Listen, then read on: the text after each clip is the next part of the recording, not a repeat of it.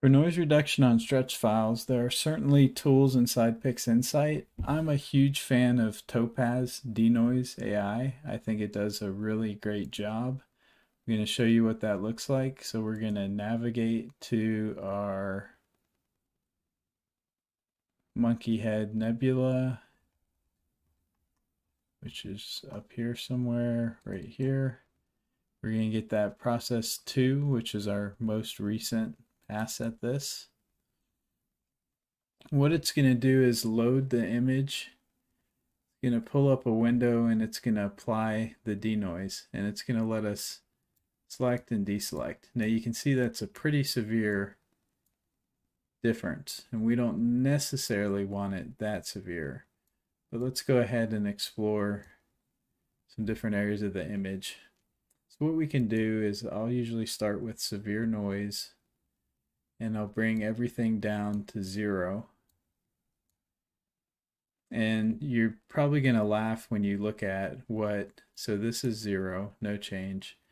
We're just going to remove noise to 1, and you'll immediately see a major difference. So the other thing we could do is take this back to 0, and we can do color noise reduction and start to bring that up. But what I found is that the color noise reduction doesn't seem to be as effective unless it's used in combination with the noise reduction. Like, I'll bring this up to 100, and you can see it's really not making a difference. So let's move this back to 1. And then I usually like to enhance the sharpness, get some more pop out of that transformed piece. And if we want to, we can bring it back to the original detail so it's not completely smoothed out. And this is, again, it's more of a balancing act of what you aesthetically think your final image should look like. Personally, again, what I'm looking for is like this star. Is the detail for the star being maintained? If I go to a different area of the image that has nuanced colors, do the colors stay preserved? And I think we're pretty good for this. So I'm going to go ahead and save it. This will save it as a JPEG. And we are almost done.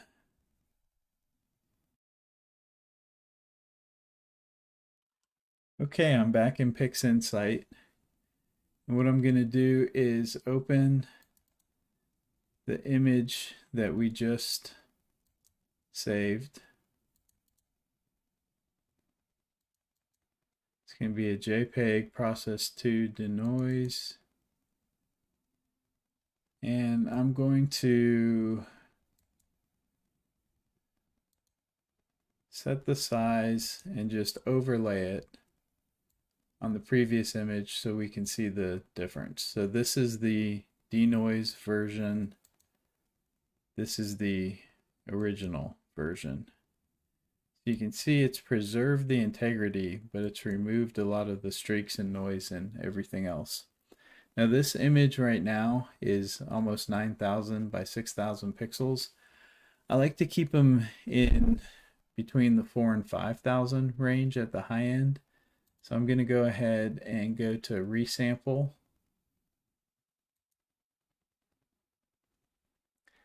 And I'm going to pick my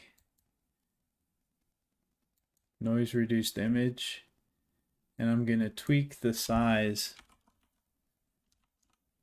until I get it probably right there is what I want, 5,000 by 3,300. Still a pretty big image, but it's more manageable. So we'll run that.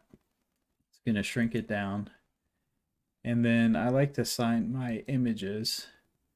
And so what I've done is I've created a signature, which is based on blogs that I've had dating back years and years.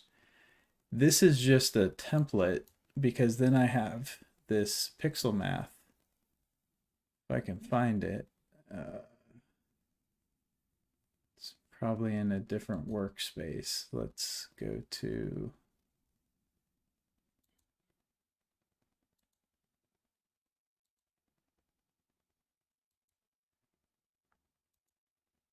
there it is. We'll send this over back to the workspace we're in.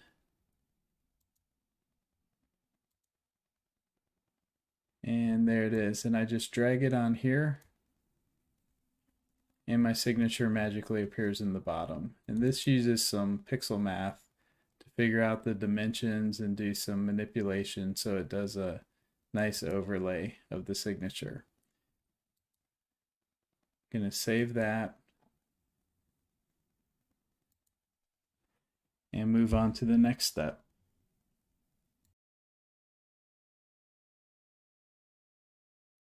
For my final step, I've uploaded this to Google Photos. I just find the web editing tools for the final touch-ups work great. You could use something like GIMP or Photoshop or something else. What I've done is just tweak this with a little bit of saturation and exposure. Most notably, the background had some noise in it. So if I hold my cursor down, you can see this is the original image.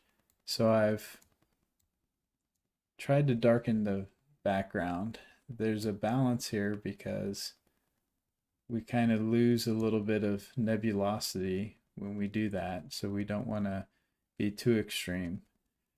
But I'm happy with this image, and I'm going to call that a wrap. That was processing NGC2174, the Monkey Head Nebula. I hope you found this informative, and I'm still learning. Definitely new to astrophotography, so if you have tips or feedback or ways that you think the process could go better, please feel free to reach out and share those. Thank you.